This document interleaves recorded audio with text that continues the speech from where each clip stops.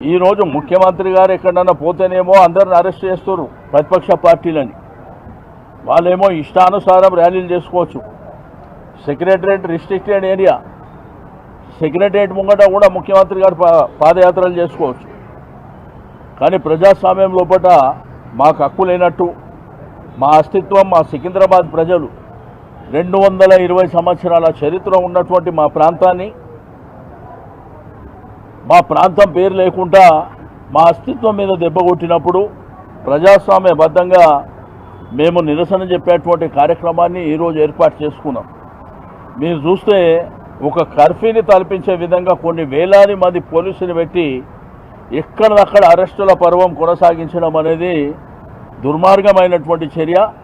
దీన్ని తీవ్రంగా ఖండించడమే కాకుండా మళ్ళీ ఫస్ట్ వీక్లో కోర్టుకు పోతాం, న్యాయపరంగా పర్మిషన్ తీసుకొని మళ్ళీ ర్యాలీ కంటిన్యూ చేస్తామని చెప్పి నేను ఈ సందర్భంగా తెలియజేస్తూ ఉన్నాను.